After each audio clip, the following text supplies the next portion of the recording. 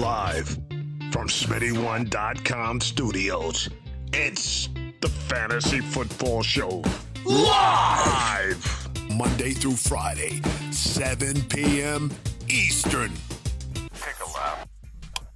What is going on, good people?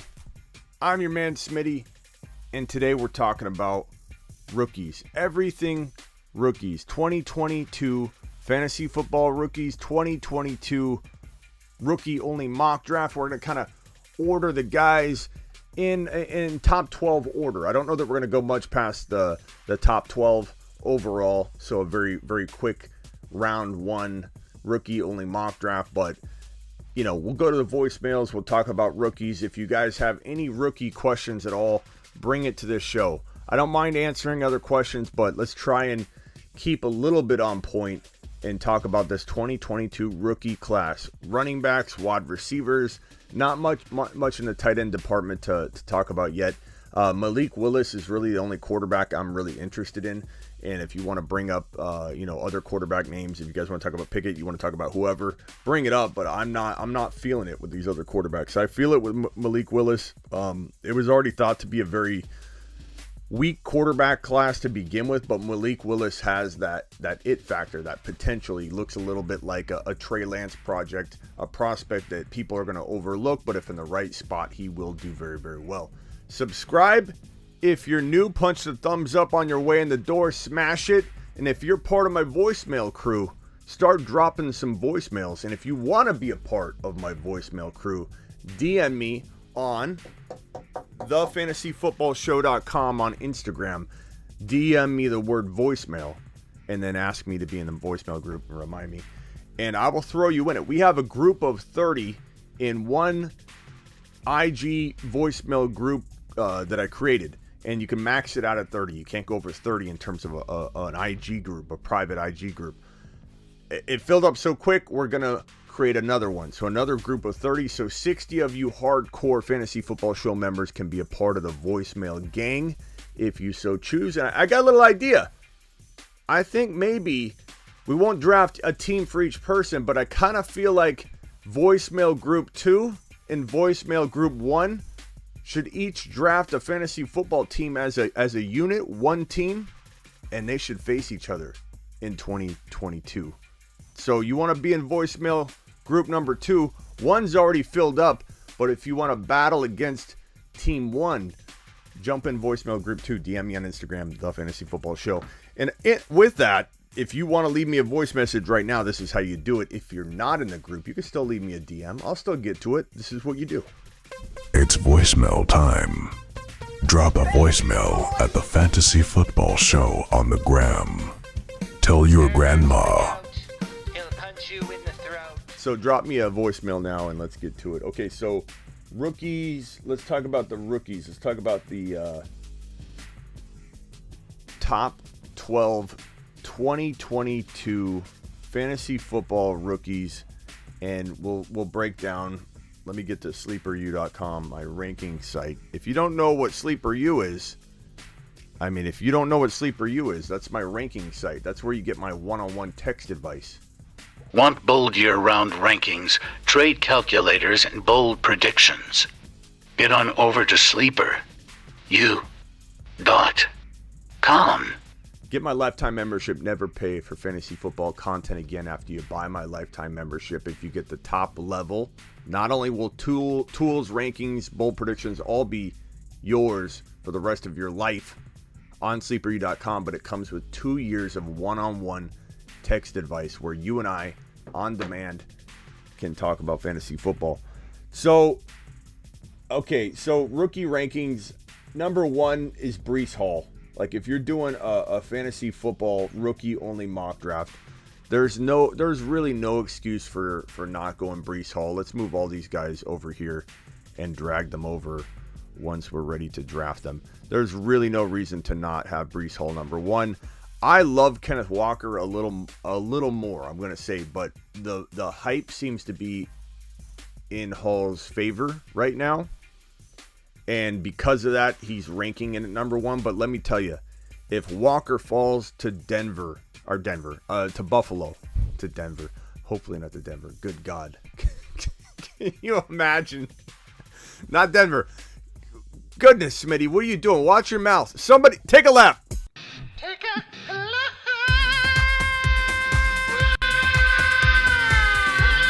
Okay, my lap's done. I'm sorry. I didn't mean to blurt out Denver. That was blasphemy. We don't need more controversy in Denver at the running back position. If Walker falls to Buffalo, then I think he'd be the number one consensus overall player. And some might say, well, Buffalo, they passed the ball. Like, you look at what Buffalo did at the end of the year last year, over the course of the last 8 or so games, it was touchdowns, rushing touchdowns galore. It was Singletary had multiple 2 TD games. He was scoring a touchdown in every single game of the last, 8 games or so. I forget. I think I have the game log around here somewhere. Let me see if I can pull it up. I don't know if this is it. Is that his game log? That's not his game log. Whose game log is that? I don't know. I have it somewhere around here. Is this the game log? That's not his game log. Whose is that? I don't know whose game logs those are. They're just sitting right there. I thought maybe they could have been it. It looks like that. I've saved so many images on my computer since that moment in time, which was probably 8 days ago. But anyways, it was he scored a touchdown in 7 straight games or whatever the case may be. So they were running the ball tremendously well, and that dipped into the playoffs. You know, when Buffalo turned into that team, they were a good team, but they were up and down. The moment the Bills turned into that team that was they were scary. They were scary. There were no weaknesses. Josh Allen was on fire. That's the moment this team leaned on the run in a significant way to balance out the attack. That's when Singletary started doing great. That's when the Bills were firing on all cylinders. That was from week 14 or 15. Let me get the game log. Because, I can't be talking and dancing around this topic without the actual game log. Singletary, Devin, game log. Goodness gracious, Singletary. And it's, if they don't draft a running back, he's going to have some nice sleeper value because he had some good numbers. And again, I think the whole moral of my story here is that I believe the Bills are going to continue to run the ball like they did. So week 15, I was right. Week 15, 16, 17, 18, and then week 19 and 20. So in the playoffs. Look at that. Look at that game log. Look at these touchdowns in column 1, 2, 3, 4. It's 1 TD, 1 TD, 2 TDs, 1 TD, 2 TDs, 1 TD. In one of those 1 TD games, he had a receiving touchdown. So we had 3, look, Mom, 3 fingers. 3 TDs. I'm sorry, 3 games with 2 TDs. And he scored a touchdown in every single game from 15, 16, 17, 18, 19, 20. That's 6 straight games of a touchdown with 3 of those games having 2 TDs. And the yardage was pretty good too. 86, 39, 110, 88, 81. He was used. Imagine if the Bills draft Breece Hall. They're going to feed him. It will be balanced like it was right there. The last, 6 games on, completely balanced. Walker on Buffalo might be this year's Najee again. Yeah, Walker or Hall. Either one.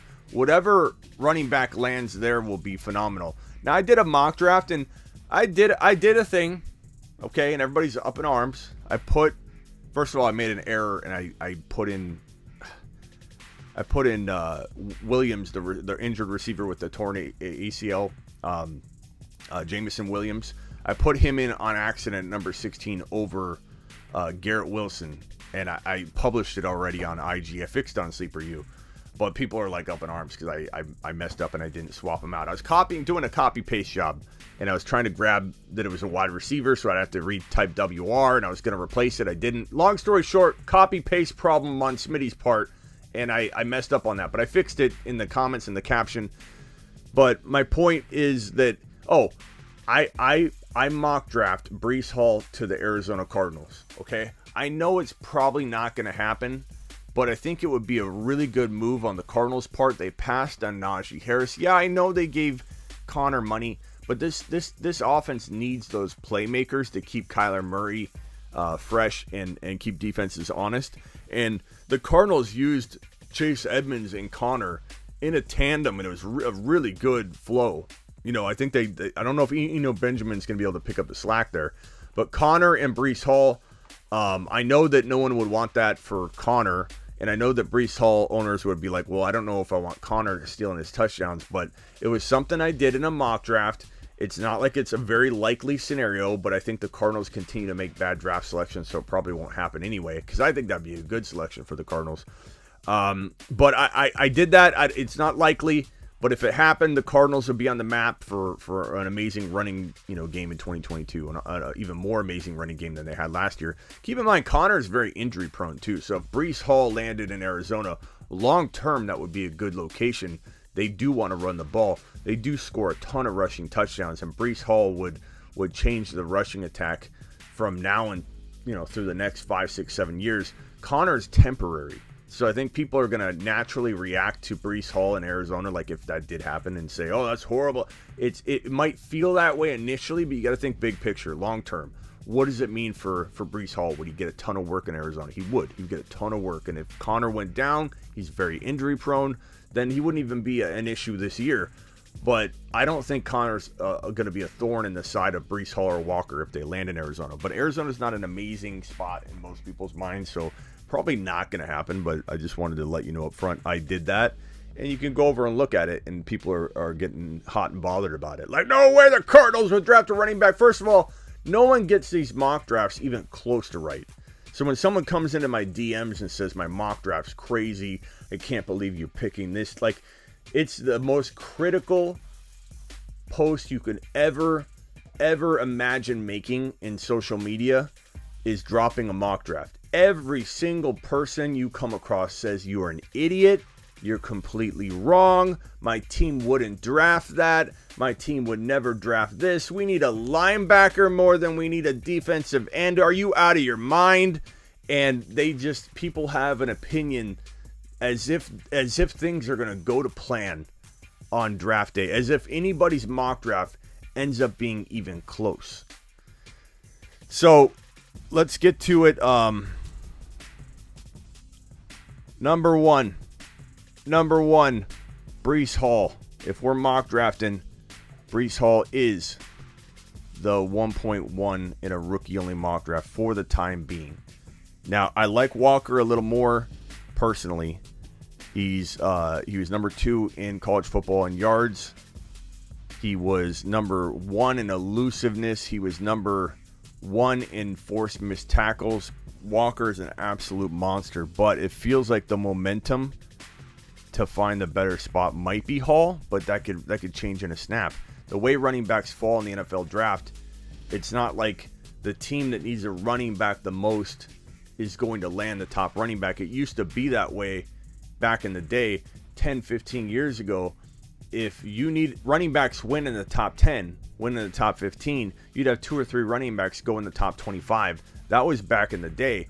When that happened, draft capital at number 10 overall, 12 overall, you don't mess around with that kind of draft capital if you're a team. So if you're drafting a running back at number 10 or 11 or 8 or number 5, like Adrian Peterson days, running backs went that early. You didn't mess around. You needed a running back so badly. It was always a good fit for the most part for any top 2, top 3 running back. They always fell into a situation where there was no competition. It was phenomenal. But now with running back values falling to the point where you may get one running back in round 1, but you can't count on it. Most of them are going to go in round 2 and 3. Then you start finding situations where teams are like, we could take a running back here. We don't necessarily need one as badly as some of the teams that want these players. So running backs can fall into cloudy situations nowadays where that never happened in the past. But now it's completely different. By the way, first in the building today was Michael. On top of things, Michael doing his TPS reports. He still had time to come in and drop the first comment. Swaggy was second. James was third. Jeb fourth. Gary fifth. Tamian is whatever number you are. Smokey the Cat. Me, Lee. Silver Rapture in the house. Philip. Brian. Gary, Matt, Chris, Big Dog. Okay, I can't go into. I appreciate all of you. Notification gang in the house, stepping up big.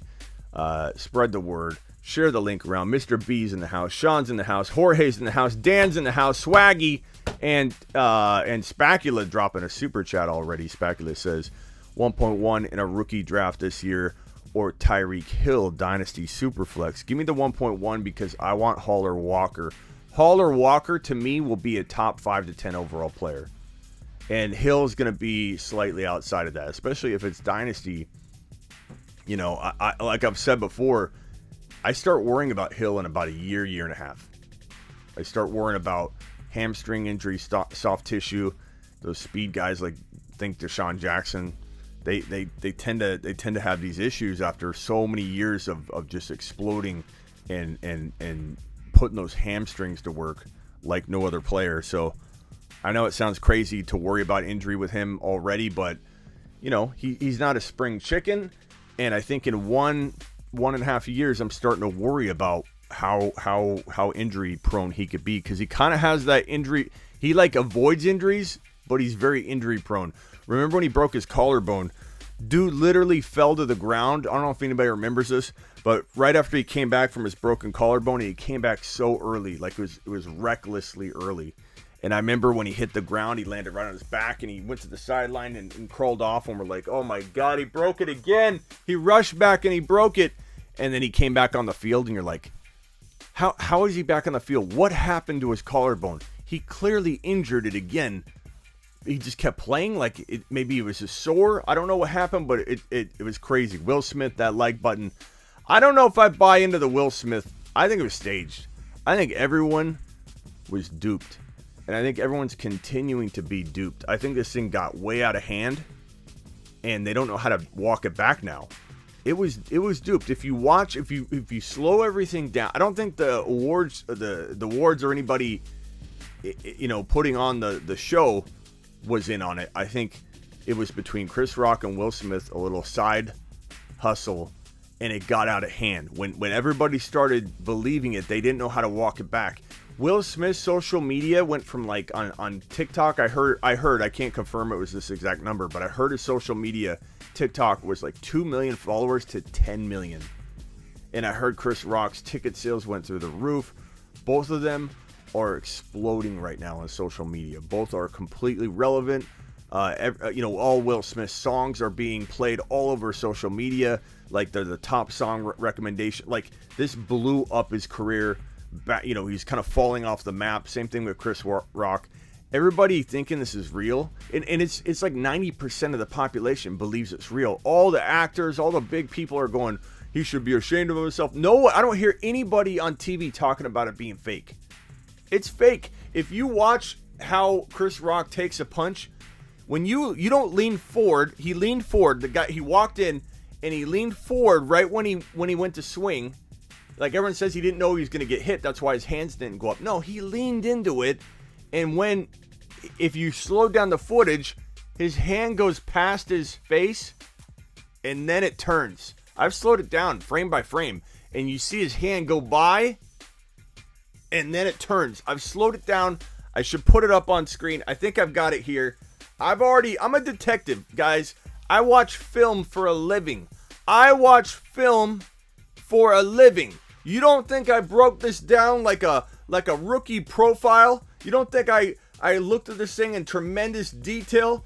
Let me find that footage and I will put it up on screen here so that you guys can all see what I'm talking about.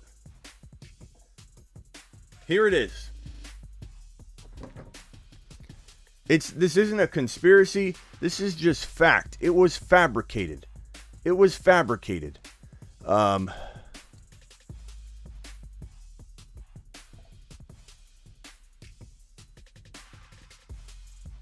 Okay, here we go.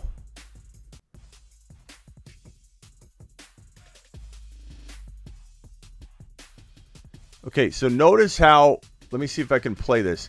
Notice how his hand, I don't know if I can get the frame by frame enough. He's grinning. I can't slow it. It doesn't let me go frame by frame. Okay, so it's right here. it doesn't show it right now. It's looking like it moves with it. I can slow it down. I can't slow it down frame by frame. Maybe I'll let it play and you'll see it. His hand goes by, and after it goes by, his face, you can't slow it down enough. But then Will Smith literally smiles. He goes like this. He slaps him, he turns, and he goes, and then he turns and goes. You can slow it down. He has a big grin on his face. And I know people say it's because he just slapped on stage, but he literally was grinning. And if you slow it down, I guess I can't do it. Maybe I can slow it down and show you.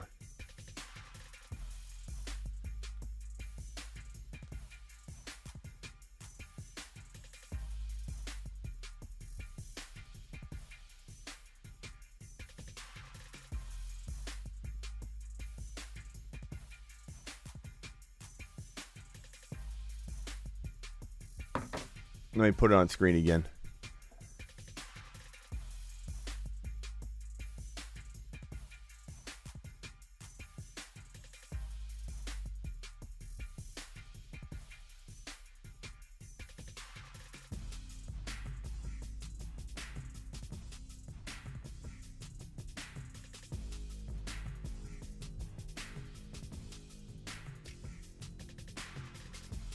There it is, right there. Hand is past the face, right here. His hand is already past his face. Look at, see that? There's no way he just like grazed his face because of the sound of the punch. So the sound of the punch, I don't know if he hit his chest or what, but the sound of the punch doesn't match where you graze his face. This slap went past his face, then he moves his face. See? Boom, boom. No. Totally fake. Then he grins. I don't even want to hear it. It's not real. Okay, enough of that. Back to football. Hall number 1, Walker number 2. Landing spot will determine which running back goes ahead of the other. If it's Buffalo, like I'm trying to think of a couple landing spots. Like, guys, throw out a landing spot for these guys. Buffalo, where else? Where else are we projecting these two to fall?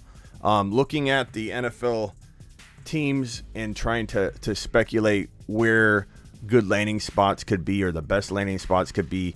In my estimation, Buffalo would be the number 1 landing spot for a running back in 2022. The Jets, a lot of people say the Jets, but I think Carter would be a problem, so I'm not going to wish for Carter and Breece Hall or Carter and Kenneth Walker to be on the same team. I don't want that. Let's see here. I don't want the Texans. I'm afraid of that. Jacksonville is certainly a possibility, the way that they're scooping up talent everywhere. It doesn't make sense to a normal person to put ETN in that position, but the Jaguars clearly are capable of it. So be prepared for that. I don't love the landing spot. The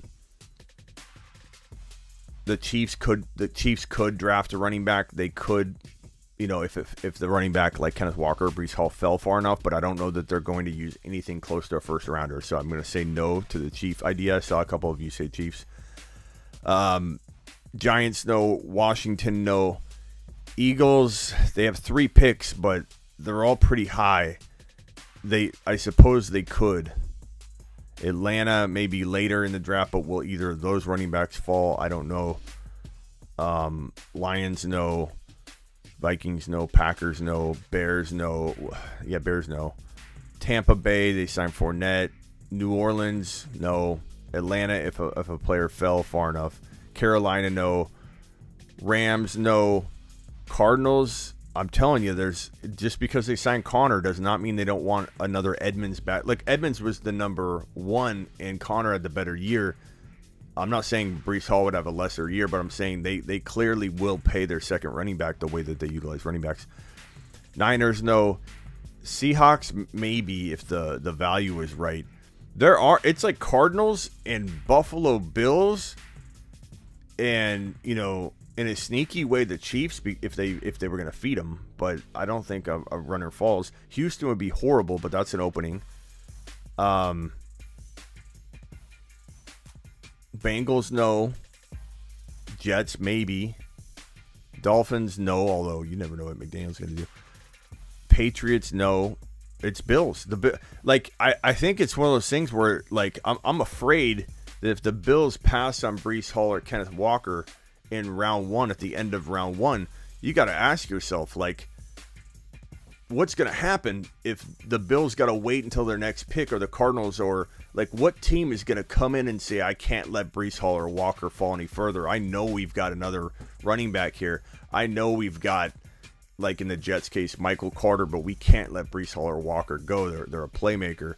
It could get messy for one of these guys. There's so little teams that need a running back to this degree that I worry about one of them falling in the wrong spot. Malik Willis is not the next player up. Burks is, maybe. Watson, I like Christian Watson, the wide receiver. Green is wide receiver. Garrett Wilson, I got 2 Burks. London. I'm probably going to say this is tough. I know a lot of people like Wilson, and I do like Wilson enough to make him in my top 3 rookie wide receivers. I do, but he's not my number 1. I know he's a lot of people's number 1, but I just don't see him as the top wide receiver prospect. I think Watson could be if he landed in like Green Bay, where Aaron Rodgers could take him and turn him into a beast. But I kind of feel like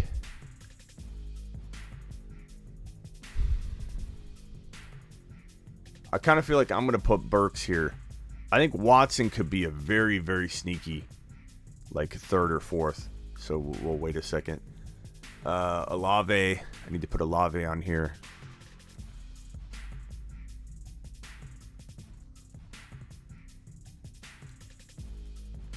Olave. We need to put. We got Drake London. We got Burks. We have Wilson. We need Rachaad White, and we need Spiller. I don't love Spiller personally. I like Rachaad White a ton. So we'll go. What will be crazy is kind of what I'm suggesting, where these teams that need a running back may not draft them in round 1, and then they have to wait a ways, and let's say Hall and Walker get snagged. This is a weird situation where Rachaad White, who's my dark horse number 3, with the potential to be as good as anybody in this draft class if in the right spot. He's an Alvin Kamara, taller, bigger version of Alvin Kamara. If White landed in like the best spot, like let's say Buffalo passes on a running back and Walker and Hall get scooped up, if Buffalo comes in and takes Rachaad White, he becomes potentially the number 1 or number 2 overall rookie. Situation can be that vital. So part of me wants to put White here. I'm not going to put him on there yet because he's kind of a dark horse. I feel like,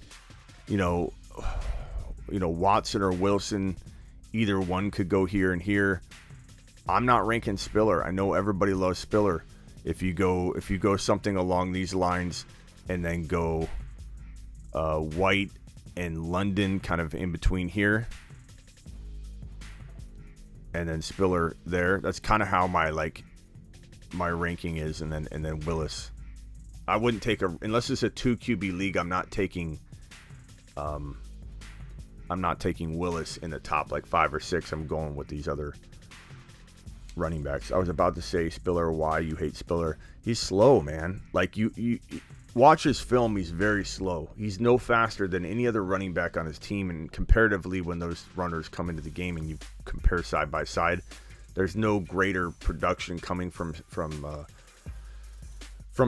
Spiller than the other running backs. They're actually sometimes more effective than him, and I know that there's a change of pace to that, but you also can watch a lot of the film and gather that, not just 1 or 2 plays. There's that thing when the backup comes in, you see different defenses, but if you look at everything and everything's the same, and the same defense up front and everything, and Spiller's not outperforming yards per carry those players. He's not looking fast. He's not looking speedy. He's not shifty. And then he goes to the combine, and he goes to the combine and does exactly what I'm describing. He craps the bed. Now, he said he was injured. He didn't run, but he did do the drills. If you're so injured you're going to screw up, why would you do the drills? Why wouldn't you just skip the combine altogether and do your pro day and make up for it on your pro day? It's because he had an excuse. He knew he was going to test very badly. He didn't run because he's slow. And he looked awful. He was like bottom tier of every category. Every one of those categories, he was bottom. He's so not an elite speed quickness guy. He's not on the next level. He's an efficient guy that was used a ton and got the numbers, but the film doesn't match the numbers, and the combine backs that up. So I'm not going near Spiller. He doesn't have that extra special, ability to hit at that next level. He's like on level playing field in college. You need a running back that's above average, above all the competition when they go into the pros, because the pros is on another level. So if you're average and you're average to your own counterparts on your team, the other running back players on your squad that are not going to the NFL, and you're equal to them, and you're not a level above in all these different categories: speed, quickness, agility, 3-cone drill, jumping, everything. He's like bottom tier. So he goes to the NFL. None of it's going to translate because he's already behind everybody else. So he's definitely off my board, essentially. Where are we at?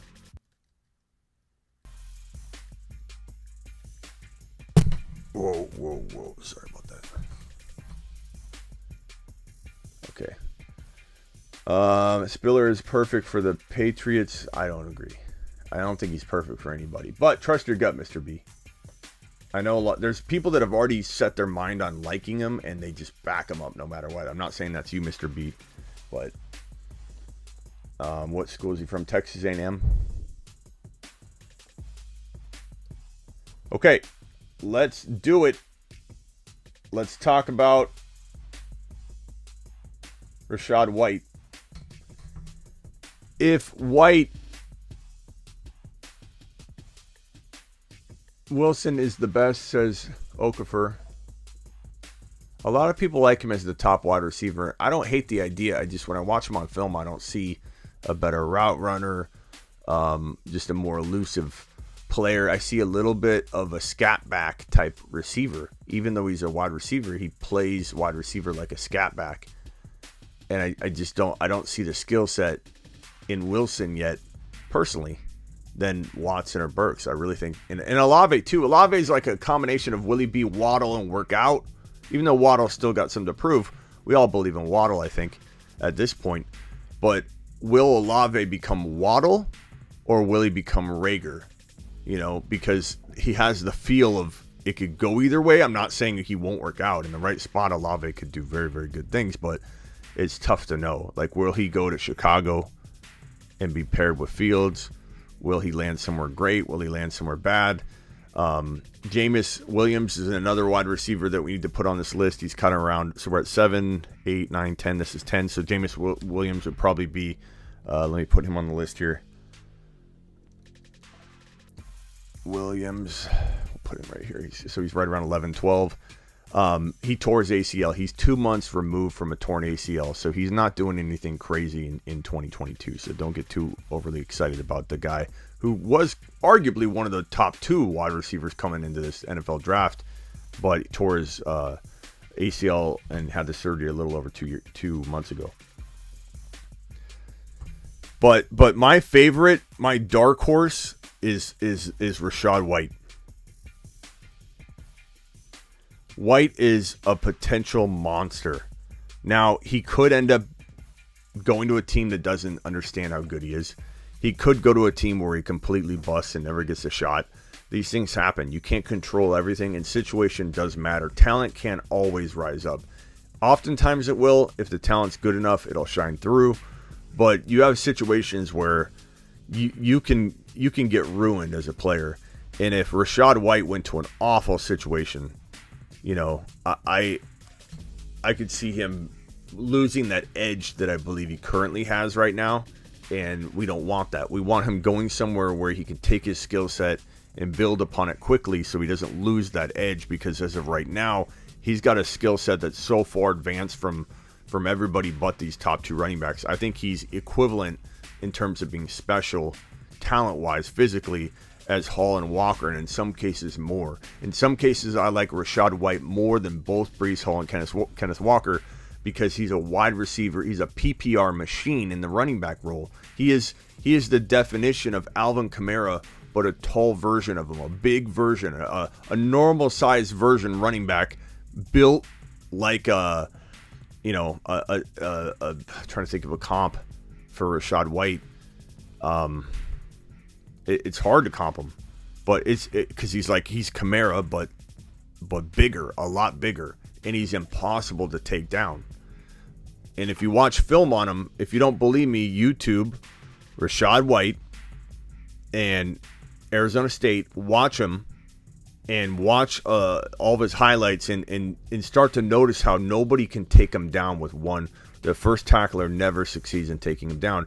His ability to be elusive and spin and find open rushing lanes, squeeze through, and literally extend plays by using his spatial intelligence and knowing that he can use his body to get 4 or 5 more yards using momentum, and just watch his skill set. It's absolutely phenomenal. When you watch Rachaad White's game film, it's like mesmerizing. You're literally saying to yourself, this guy looks like Alvin Kamara, but he's huge.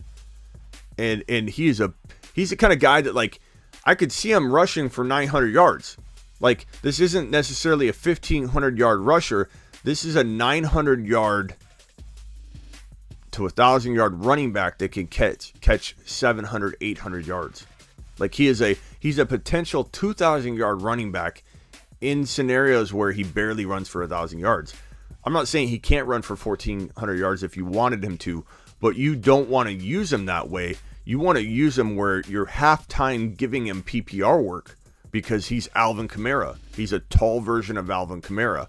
I love it. Yeah, Watson would be a great fit order in Green Bay. I talked about that in extensive detail on one of the last live streams and on Instagram all the time, that if Watson were to go, that's why I got him ranked so high. If Watson were to go to Green Bay, he would quite arguably be the number one wide receiver in this draft class, because he reminds me a lot of Adams in terms of when Adams was handed to Rodgers. Here's some raw talent that isn't shaped into anything yet.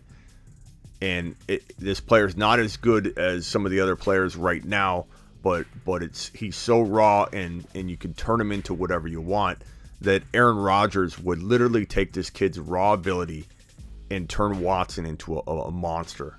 So his landing spot will determine whether he's, it could be Wilson at 3, Watson at 5, and Burks at 4. If Burks lands in a bad spot, he had a slow 40 times, so he's dropping a little bit, although I don't care. He ran a 4.55, I believe. You're talking about guys like, would Jerry Rice run a 4.7 or whatever it was? Not worried about Burks' 40, but it did make, I think, teams pause a little bit, making him the number 1 drafted player. Most likely, Wilson will be the first wide receiver drafted, because I think NFL teams view him as the number 1. And I'm not saying NFL teams are necessarily wrong. David Bell would probably be next, right after Jameis Williams at the bottom there. I think Bell, I'll put Bell. Bell would be like number 12. So we'll put Bell here. He's a wide receiver, so he'll stay green. There you go. Wilson will probably be the number 1 wide receiver drafted. But in my opinion, Wilson is currently skill set wise like the 3. Burks is the 1. I just don't know if teams are going to draft him. If Green Bay drafts Burks, then he's going to be phenomenal. If Green Bay drafts Watson, he'll be phenomenal. I think landing spot's going to be pretty important. Watson reminds me of a faster Jordy Nelson, says Order. I understand that comp, but I think the comp I'm thinking of with Watson's like God,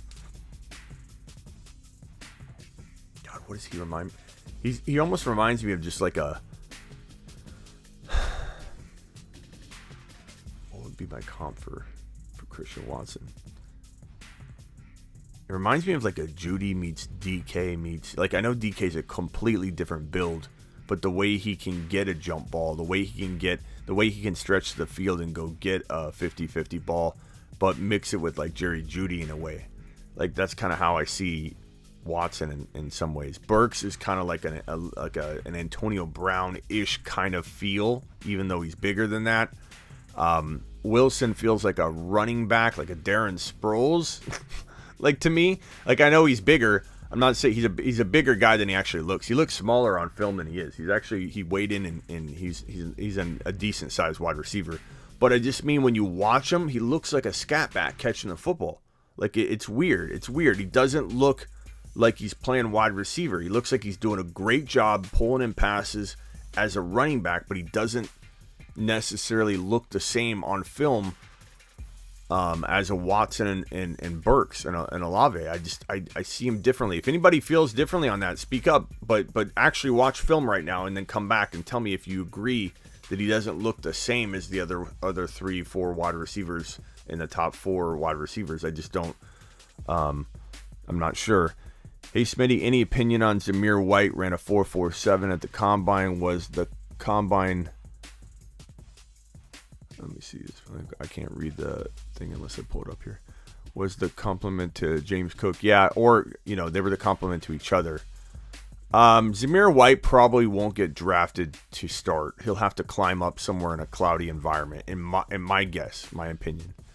I think Cook will potentially be looked at as a potential starter somewhere, but we went over the landing spots. There are not a lot of landing spots for some of these running backs. It's not crazy to imagine a lot of bad fitted situations coming out of the NFL draft for these running backs. Like, where's he going to go? Buffalo, we already mapped it out. New York, the New York Jets, Buffalo, the Cardinals. There are a couple places that feel like really good. Even Kansas City could be okay if Clyde couldn't stay healthy, and but that's still cloudy. Because that KC offense is really complicated. It's hard to learn that as a rookie. That's why rookies don't get as involved. We thought maybe Clyde would be different, or at least I did, but he couldn't stay healthy. He had a great first game, and there's a lot of upside for Clyde. They shoved him in there as a rookie right away. And it looks like we got one voicemail here from Justin. Will Tua be a top 10 quarterback? The addition of Tyreek Hill. Oh, Tua? Okay. I mean, top 10's not crazy. I could see him as 10. 10 wouldn't shock me.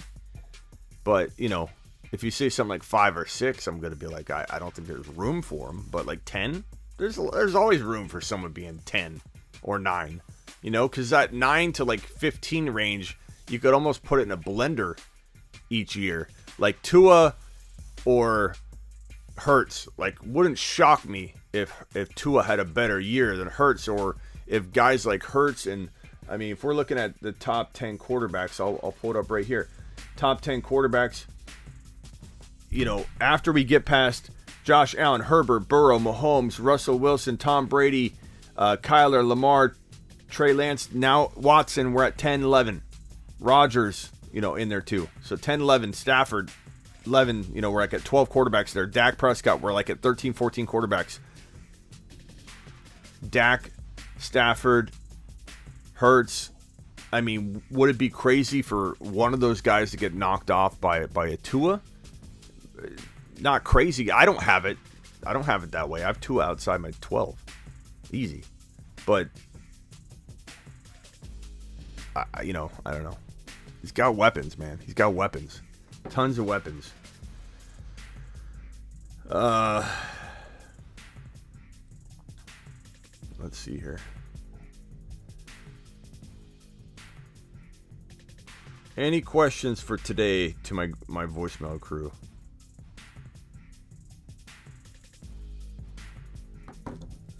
Cook's brother is in Minnesota. Yeah, Dalvin Cook and James Cook are brothers. The incoming rookie James Cook, who is projected to be around like the 3 or 4 or 5 ranked running back from the 2022 rookie draft class, is the brother of Dalvin Cook. They ran almost the exact same. They had like a very similar combine. You know, it's almost like they're twins the way that they produced at the combine. But, you know, will he get a shot? Again, what are the landing spots? How many teams need a running back? It's kind of crazy.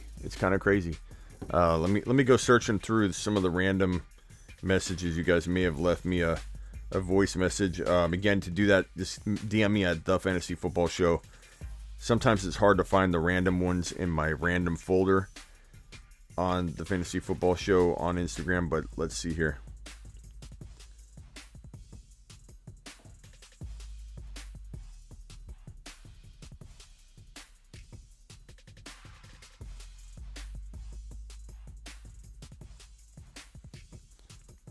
IG's not even loading. Don't sleep on Kyren Williams. I like him. He's interesting. Depends on if a team sees him as an elite running back. Problem is, you've got Walker, you've got Hall, you've got Rachaad White. A lot of teams might look at Spiller. I think Kyren Williams is better than Spiller. I'd put him around 4 or 5. I put him right around where James Cook is, but it's gotta be a lucky landing spot for him.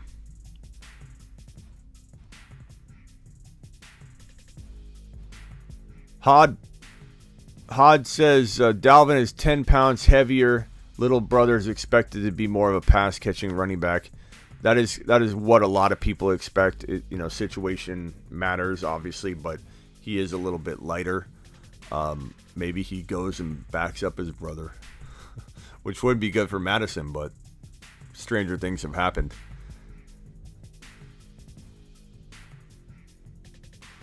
Smitty, what do you feel about Skye Moore? Great hands. I'll take a look at more of his film, but obviously didn't impress me enough to crack my first round or two in fantasy football mock drafting for rookies. But some of it isn't necessarily like, there are a lot of guys that have talent like Bell, and there are a number of guys around Bell's range, but it's like you gotta look at landing spots before we can pull them up. Doug is finally coming to the realization, as I've told him, that Jimmy G is probably staying on the roster, even though it's a dumb and stupid decision by that Niners coaching staff and they've botched it the whole way. Doug's finally coming around to see that. Doug, I'm glad you see it, pal. I'm about to draft in my league, and I'm kind of excited. What are you drafting in? A rookie draft or a startup?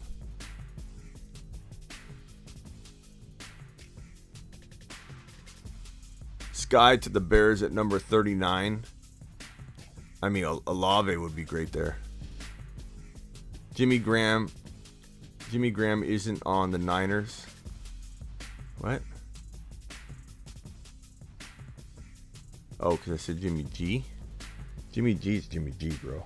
He owns that name. He owns Jimmy G. I never called Jimmy Graham Jimmy G. Fantasy baseball? No, I don't have time for that. I don't have time for baseball, Mr. B. I don't want to rip baseball apart because I know some of you love it, but I just get so bored watching baseball. I just can't. Like, at some point, I do hope to open up, a show or two for like all the sports and cover sports in general, like on a series, maybe. Maybe at some point I add that, and I'll have to talk baseball then. But right now I'm focused on football. I don't have time for baseball. Heck no, bro. Baseball is it's just slow, bro. I can't even get into it anymore. I used to watch it. I used to play fantasy baseball. I used to play fantasy basketball. Whereas Pickens, I mean, he's right around the Jameis Williams and Bell area, right down at the bottom. Depends on his landing spot. Like Pickens, Rachaad White, Bell, other players even deeper, Kyren Williams, running back. Landing spot could vault them into the top 5. Like, anybody's capable of being pulled up into the top 5 with a great landing spot. Landing spot can make a good player great. People sleep on baseball. That's true. I fall asleep when I watch it. I do, Drew. But I appreciate you. Drew is our top super chatter of the year so far, by the way. He's in the top right corner. $105 he dropped.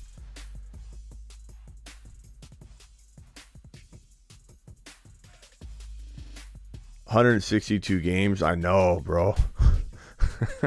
I mean, fantasy isn't even fun because it's all stats. When you play baseball, it's like when you're a 6.897 point scorer per game, you score 6.89 points. 6.89. Not 6.8.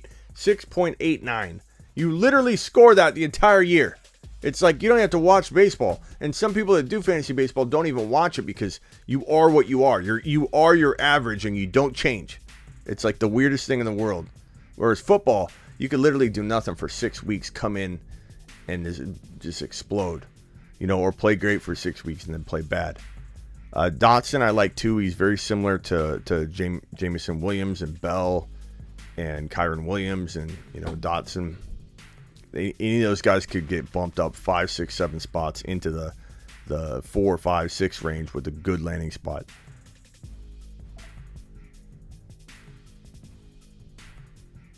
Baseball or soccer? I mean, I'd rather watch like World Cup or just like a random soccer game.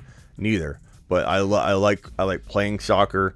I like watching World Cup, but baseball, I'd rather watch the World Cup over, you know, the World Series. Like even if it was a World Cup game just beginning and the World Series was over here and it was like the bottom of the 9th tied, like I'd be like, give me the World Cup game.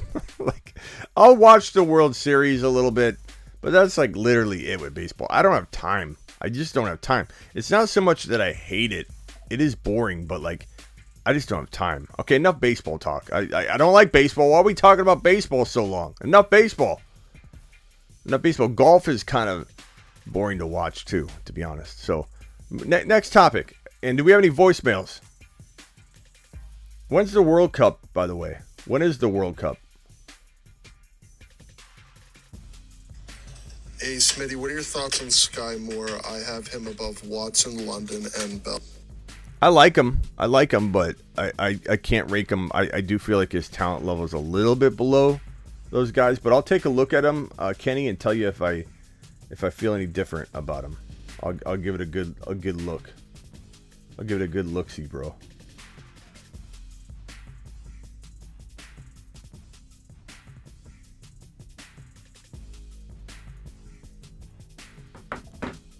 I like tennis. I like playing tennis more than I like playing soccer or baseball. Hockey's a real sport. Hockey is a real sport. I can admit that, but I'm not super into it, but mostly because I don't have time. I could see myself getting into hockey, but I just don't have time. DK to the Chiefs. Oh no, broski. On that note, let me just refresh Adam Schefter and all my Twitter.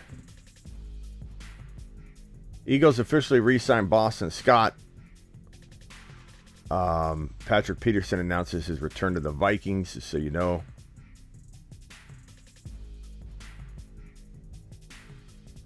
Baker Mayfield plans to throw on his own with Cole Beasley and Amendola. While the Browns work on a trade. Meanwhile, Beasley feels better after 3 broken ribs affected his play last season. So Beasley will be working out with Baker, Lettermaker, and, you know, I kind of wonder if the Browns are even going to trade him, because if it's sounding more and more like there's some kind of potential commissioner exemplis possibility for Watson, especially as he's fighting these cases. And I'll have to get more clarification from like our attorney friend of the show, and find out about the commissioner exemplis, because everything that we had heard all offseason long was that you couldn't be placed on the exempt list if it was a civil matter. But now there's talk about talk about exempt list usage, you know, in terms of Watson's situation when he's not even facing criminal charges anymore. So I'll look into that and try and find out what is the loophole. Is it the personal conduct policy violation, a specific one? Is there something in the exempt rules that, because why would they have not put him on the exempt list last year? I know Houston sat him, and so they didn't need to, but you would think that the Texans would have rather the NFL put him on the exempt list than them to sit him. So I'll look into that and find out, but it's looking more and more like Watson could miss at least 6 to 8 games now. And I like Brissett. Brissett's not a bad ad. The Browns added Brissett, and Brissett's a pretty decent quarterback. I think he's probably, in my opinion, maybe a little bit better than Baker, like for this situation. But you got to wonder if the Browns are looking down the barrel of a 6 to 8 game suspension for Deshaun Watson. Maybe they want to hold Baker, play him for 6 to 8 games if they don't want to play him over Brissett, or they make him compete, and then they use Baker. We'll see.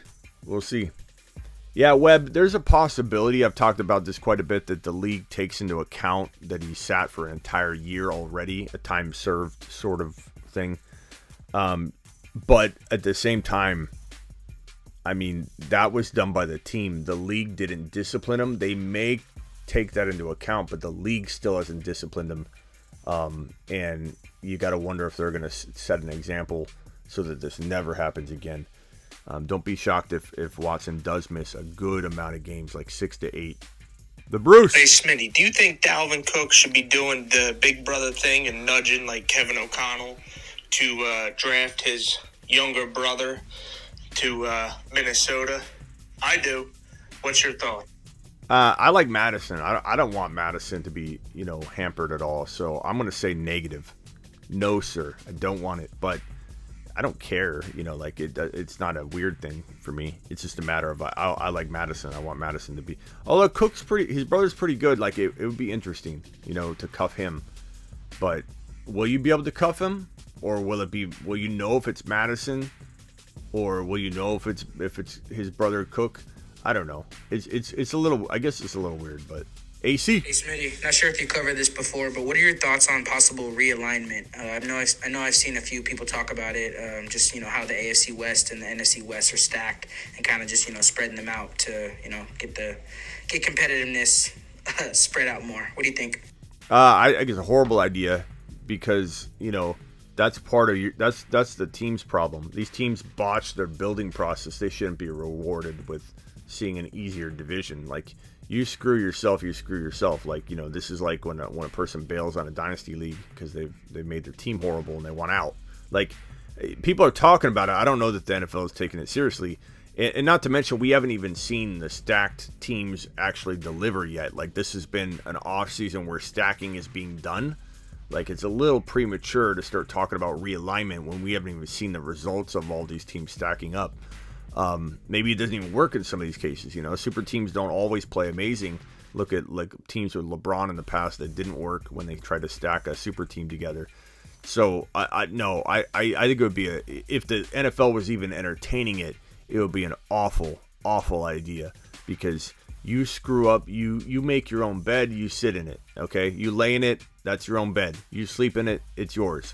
They should not be bailed out by a realignment to try and make up for the fact that GMs did a horrible job and owners did a horrible job of building, while other teams like McDaniel are taking advantage of everybody's lack of desire to get involved and make bold moves and get their hands dirty. Just sit back and be conservative, like McDaniel's dropping massive moves, and every other team's capable of doing that too if they want to, and they don't want to. That's why they're not doing it, but that's their fault.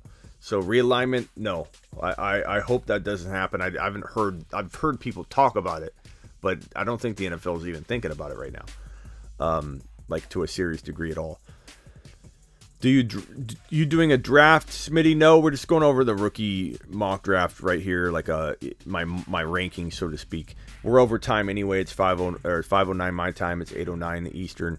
Appreciate everybody. Let me see if we got any other voicemails real quick before I bounce. I want to make sure I don't leave anybody hanging here. Yeah,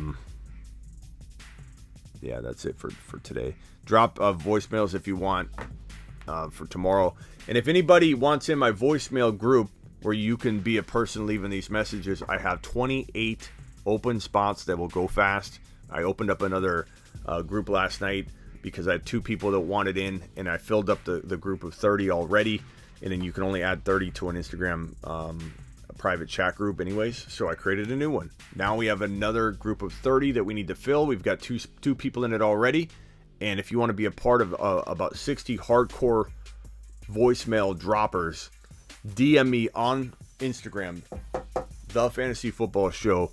Drop me a DM and say voicemail as the first word, and then tell me you want into the voicemail group. Appreciate everybody here. Hit that subscribe button. Hit that subscribe button if you're new, and wipe your feet at the door. Get some. Tell your mom. Hit the like button.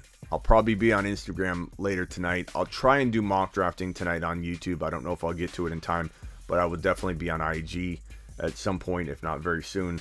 In fact, let me real quickly check and see. Yeah, I'll be going probably live on Instagram in a little bit. So check me out there at the Fantasy Football Show. Appreciate all of you. Until tomorrow, 7 p.m. Eastern. Monday through Friday, 7 p.m. Eastern.